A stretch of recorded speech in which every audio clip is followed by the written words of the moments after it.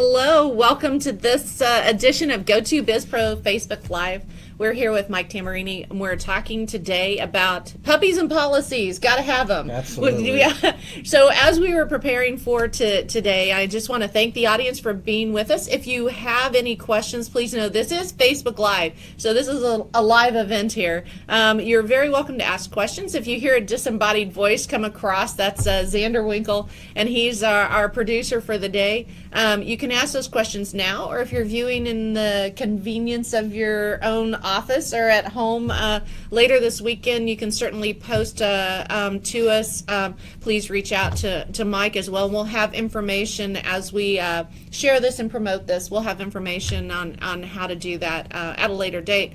Today, we're really excited about it. So the GoTo, before we get into today, the GoTo Biz Pros, Peers, and Resources series is all about introducing the Kansas City area and the region to our terrific resources that we have here. And we started this because the Innovation Center gets around 600 to 700 calls a year on, I have an idea, where do I go?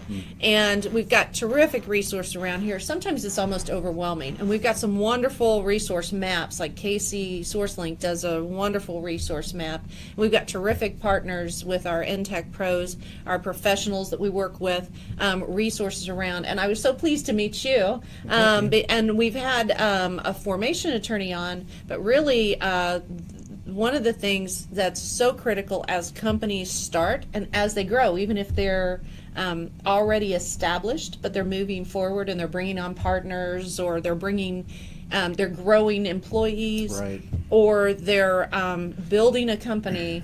It doesn't matter if they've started or if they're growing. There are certain pain points in a company's life that they hope never to see you. That's so true. So we are so thankful for Mike to join us today. Mike is with Levi and Craig, and you're the troubleshooter. So you come into a company once they've had those pain points and there's some kind of crisis, and you help them work through that process. So that's why I say it. Not that he's not a great guy, not that he doesn't know his stuff. You just want to do everything. Those when we talk about puppies and policies, got to have them. If you've got the right policies in place, if you're formed right, then that's going to avoid a lot of the challenges that you see on a daily basis with companies. Makes life so much easier for the owners of the business, and if you do that, you have more options when things happen. Whereas usually what we see are people that come to somebody like me is they didn't put these policies or contracts in place, and then they have fewer options, and it's much more expensive. So when we talk about contracts, as we're forming and a company is defining how they're going to form, one of the things we've talked about, LLC is probably the most common formation. It's pretty agile. LLC is very popular because they're more flexible and less formal than like a corporation may be. Less record keeping, more flexibility in how you operate, and so they tend to be the more popular ones. Equity investors seem to like them also better than the more formal corporate structures. And so there's two different layers to an LLC, because you've got the state governing of the LLC, and at the federal level, they either recognize it as a sole proprietor or a partnership.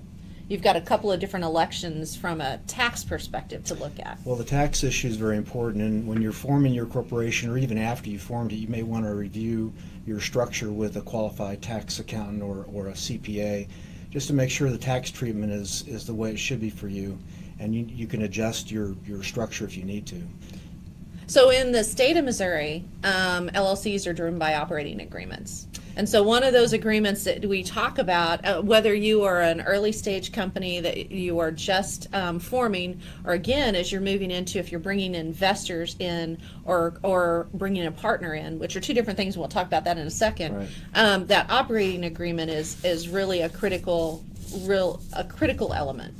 It's very important, and you can look or view an operating agreement as like a prenuptial agreement, because especially when you have more than one owner or member of the company, suddenly now you have a relationship that needs to be managed, and so seldom do startups set out in a clear agreement what their relationship's going to be and what their rights and responsibilities and obligations are to one another. So yeah, very important to have a well thought out operating agreement. I was just part of it was a blog chat about the pros and cons of using an attorney to help with the formation of an LLC. Sure. And it's very simple for anyone to form an LLC. You just get online with the Secretary of State. But the debate was, do you need an attorney? Well, you don't need an attorney to form your LLC, but the consensus was, especially when there's going to be 2 or more members, it's really important. Well, and so we were talking off screen that bringing a partner in, or even an investor in, but most particularly a partner, it's interesting that you refer to it as similar to a prenup, because it really helps you weather those times. And bringing a partner in is a marriage, and sometimes getting out of an operating agreement is more difficult than getting a divorce. I don't know. Like that. I've been married 35 years. I don't know, Yeah. but that's just what I've witnessed. That you've got an agreement. It takes a process to separate, and there's a lot of stress and strain. And sometimes the company survives, and sometimes it doesn't. So having that in place, when you don't have to think of every variable when you go through, but you better have thought through the big chunks, right? And that's where you can deal with those issues in your operating agreement about if we want to part ways, the agreement can spell that out. And that's just one of the issues that you want to consider in your agreement. Percentage of ownership, for example, is another issue.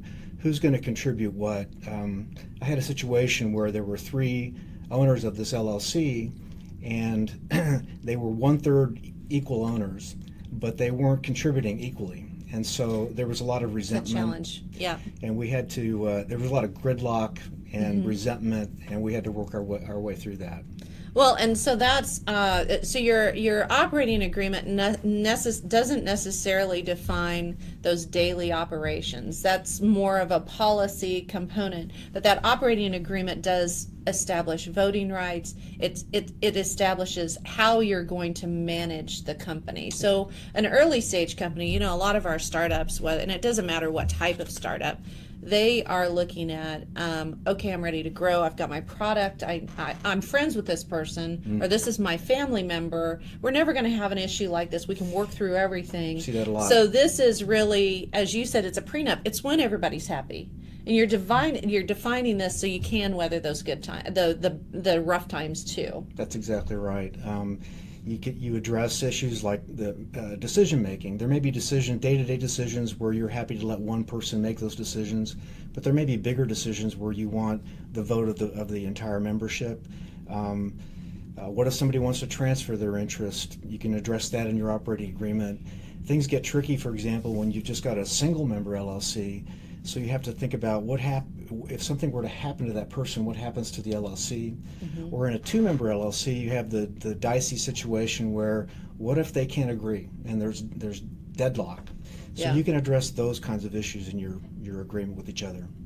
And so when we talk about agreement, one of the things we're not starting to focus on, but one of the items that we're getting ready to address, and this is just like a preview of one of the things that we're working on here, is transition and succession. So for people that want to go into that second career, or they're positioning their business actually for succession, having a proper agreement in place so that all of the partners understand that is pretty valuable. It's very valuable, and it'll down the road it'll save so much time and disruption to the business, and just having again a clear agreement is strongly recommended.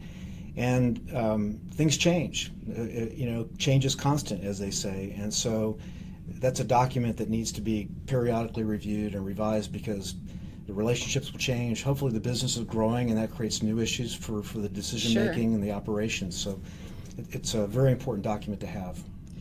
So as we're going through that, and as we were talking about, really, is there a checklist that every business should have just to review? I would recommend that. Xander, write this down. We've got to have this. I'm developing what I would call as a business legal checkup, if you will. Sure. And because back to our earlier point, where by the time someone comes to an attorney like me, because they've got a problem, That could have been addressed if they had done kind of a risk assessment of their business, maybe once a year, take an hour or two with a lawyer, and just go through a checklist of the, what key documents need to be reviewed, what do your employee relationships look like, what do your member relationships look like, are there any new documents we need to put in place, do you lease your property, do you know what's in the lease, things like that. Because that way I think you can manage your risk better and have more options down the road when problems arise. So what are some of the key documents then that they would, I'm assuming any kind of, what we had talked about at one point, a business accumulates so many agreements. Right. So we talked specifically about one agreement, which is the operating agreement. But a business accumulates agreements as it goes through its evolution of life. That might be financial. Right. Because they've borrowed money. It might be, the operating agreement might be reviewed, and most of the time we see it as if they're bringing an investor in, and so they want to make sure their operating agreement. But what other documents, what are part of those documents that are part of that agreement, that or not agreement, but what documents should they review in that Sure. time? So one for example is, I think it's important for a company to have a standard form of agreement for dealing with its customers. And a document that ideally is favorable to you.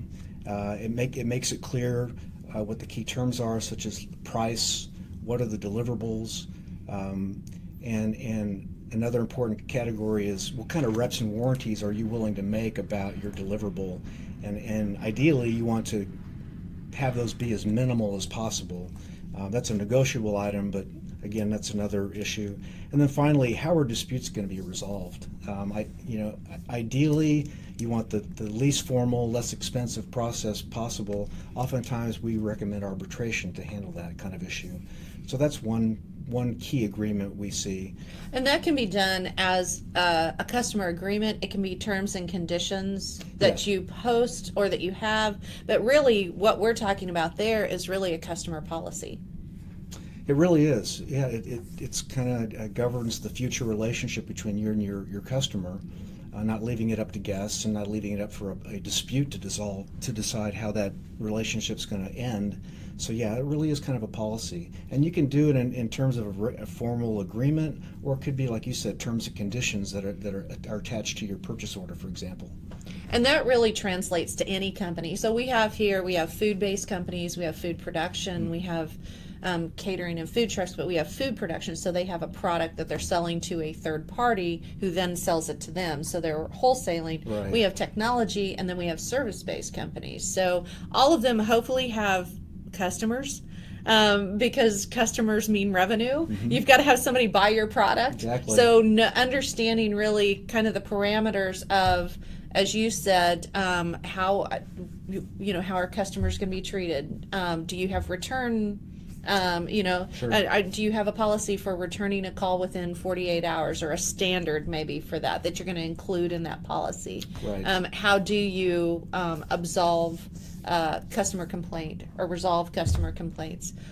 So that's one piece of it, is having a customer policy or terms and conditions that you outline, that you not only have an operating agreement's private. That's for the people that are involved in the business. Right. That should never be posted. That should never be published. Correct. Yeah, that's an attorney document. That is an attorney document. But a customer policy, that's something that's transparent. That's something that should be out there for customers to see. Right. Because it's either, like you said, it's part of your service agreement, or it's your terms and conditions on your website, or you've posted it somewhere so people can see, this is how we're going to treat you as we're moving forward. And it doesn't have to be onerous. You don't want to scare people off. Right. You want to keep what's the concept? KISS. Keep it simple. Keep it simple. Just those basic terms, but protect yourself at the same time. So that's the balancing act you have to do. So customer service agreement or a policy, a customer service policy, is one of those things. And we talked when we met about financial. So financial documents, especially if you don't want to commit to something that is a bank document or a private investment document. Right. That is counter to what you're actually trying to do. So that's an important part of the checklist too. It is, yeah, those are key documents, particularly in the startup world. And you may have the opportunity to be the initial drafter of those documents, or your investor or the lender is going to hand you their documents, so Yeah. they'll need to be reviewed. But those are other key agreements. Another one is leases. So many people sign leases without really knowing Sure. what they say, and what kind of obligations do you have in terms of not just the rent, but what's the term of the lease? When can I renew it? Do I want to renew it? Those kinds of things. Just to know what's in it are important. So yeah, key documents. And so that's part of that annual checkup. You want to go through to make sure, certainly before you sign something, you want to make sure that it's reviewed by an attorney.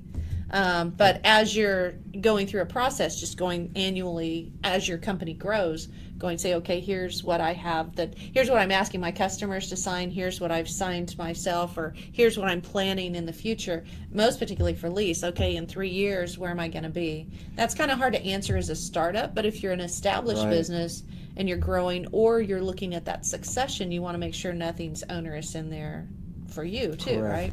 And also consider your employees. You may need to have certain documents with your employees.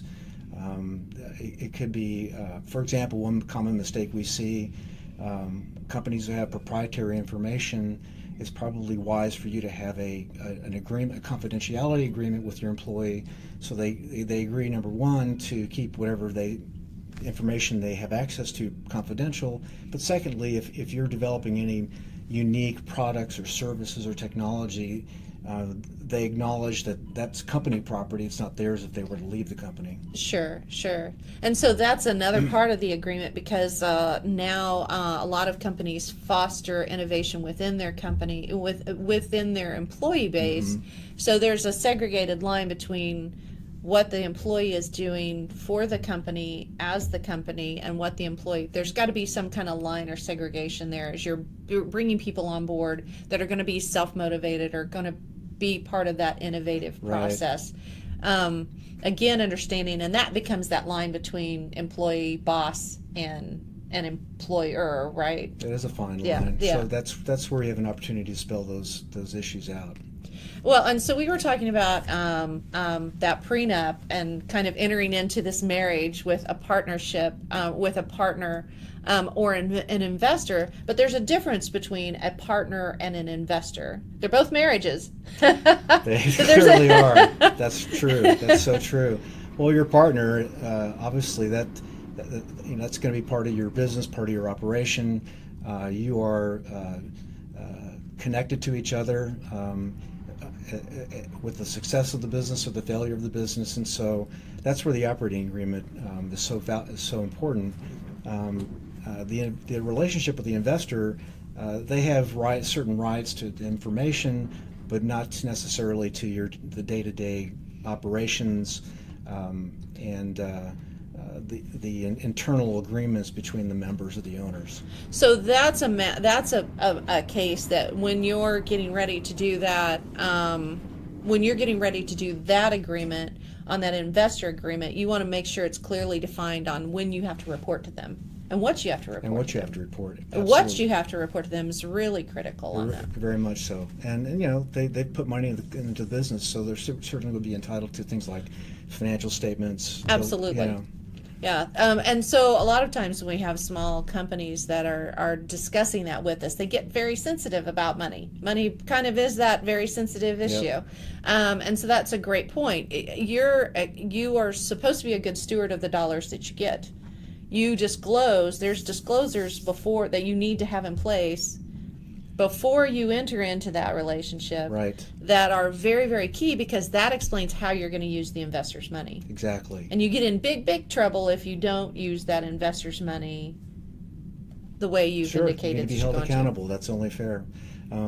This piece of the conversation reminds me of another mistake we often see, Lee, and that is so often with startups, they're raising money from family, friends, and other sources.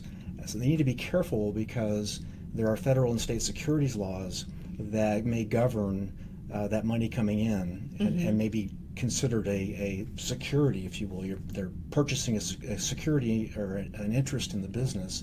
And so there's certain disclosures that have to be made, certain documents that have to be prepared.